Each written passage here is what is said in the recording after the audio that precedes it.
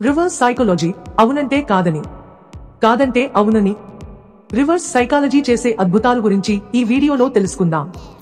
ఒకరి మనస్తత్వాన్ని అర్థం చేసుకోవడం, సానుకూల ఆలోచనలతో, అవగాహనతో విజయం వైపు పరిగెత్తించడం వంటి అంశాల గురించి మనకు తెలిసిందే. జీవితంలోని అనేక సందర్భాల్లో ఆయా వ్యక్తులను ప్రోత్సహించడంలో, అనుకున్నవి సాధించేలా ముందుకు నడిపించడంలో అవి సహాయపడుతుంటాయని చెప్తారు. అయితే ఎల్లప్పుడూ సానుకూల దృక్పథమే పనిచేయకపోవచ్చు అంటున్నారు నిపుణులు. అవునంటే కాదనిలే, కాదంటే అవుననిలే అన్నట్లు కొందరు వ్యక్తుల మనస్తత్వం భిన్నంగా ఉంటుంది. వీరు వద్దన్నది చేస్తారు, చేయమన్నది అస్సలు చేయరు. ముఖ్యంగా టీనేజర్స్ లో ఈ ప్రవర్తన కనిపిస్తుంది.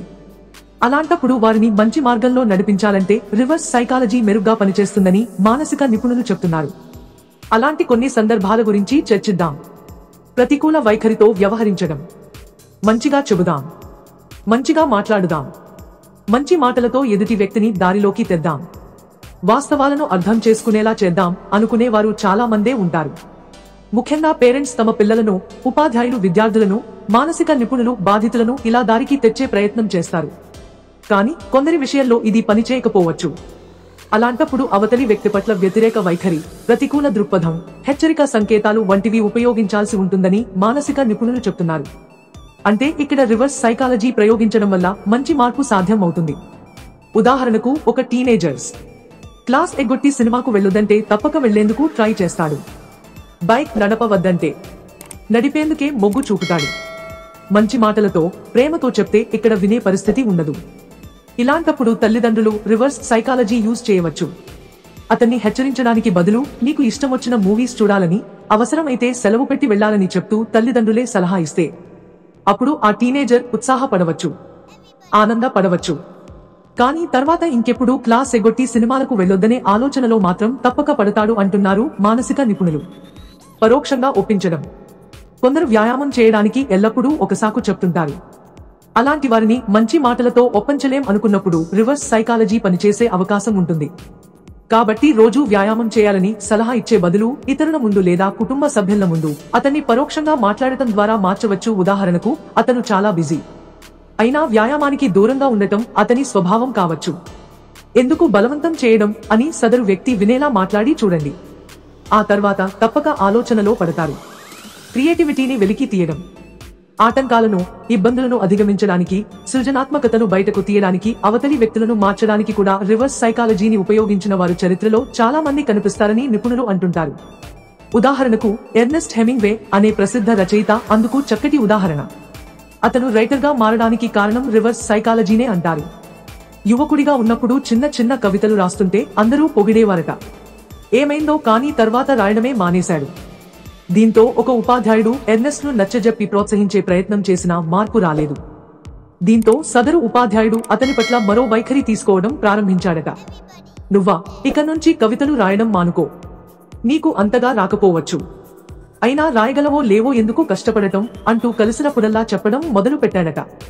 కానీ ఎర్నెస్ట్ దీనిని సవాలుగా తీసుకున్నాడు. ఇంకేముంది, రెచ్చిపోయి రాయడం స్టార్ట్ చేశాడు. తర్వాత గొప్ప రచయితగా మారాడు.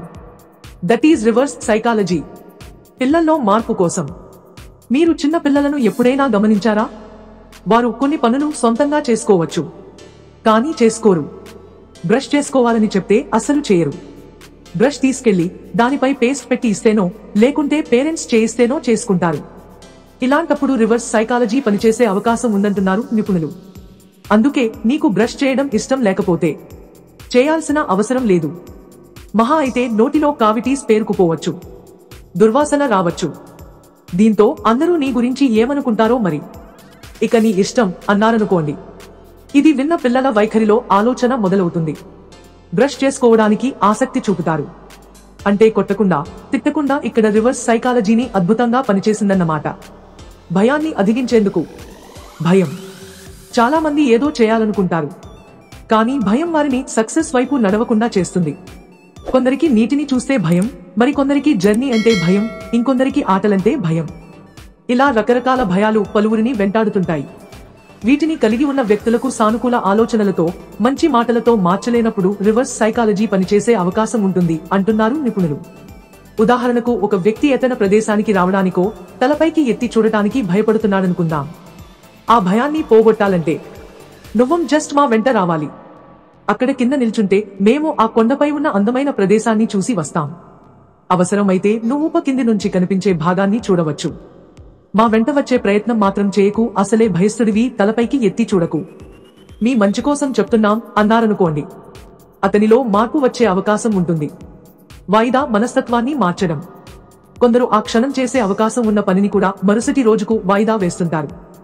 వ్యక్తిగత జీవితంలో, వృత్తి జీవితంలో ఇది నష్టం చేస్తుంది. అలా చేయవద్దని చెప్తే వీరిలో మార్పు రాకపోతే రివర్స్ సైకాలజీ యూజ్ చేయవచ్చు. ఉదాహరణకు, ఒక ఉద్యోగి వద్దకు వెళ్లి ఆ ప్రాజెక్ట్ వర్క్ రేపటిలోగా పూర్తి చేయాలని టీం లీడర్ గా ఉన్న మీరు చెప్తే అతనిలో మార్పు రాకపోవచ్చు. కాబట్టి ఇక్కడ రివర్స్ సైకాలజీ అస్త్రాన్ని యూజ్ చేయాలి. ఫలానా ప్రాజెక్ట్ వర్క్ రేపటి వరకు చేయాల్సి ఉంది, కానీ నువ్వు ఇబ్బంది పడుతూ చేయడం దేనికి? కాకపోతే అది రేపే పూర్తి కావాల్సింది. అయినా పర్లేదు, టేక్ యువర్ ఓన్ టైం, వారం రోజులైనా సరే, మొత్తానికి కంప్లీట్ చేస్తే చాలు అని వదిలేసేయండి. రివర్స్ సైకాలజీకి పొంగిపోయే మనస్తత్వం కలిగిన వ్యక్తి అయితే ఆ పనిని అదే రోజు పూర్తి చేసేస్తారు. ఆ తర్వాత నుంచి ఇతర అంశాల్లోనూ వాయిదా వేసే ధోరణి నుంచి బయటపడతాడు. That is reverse psychology.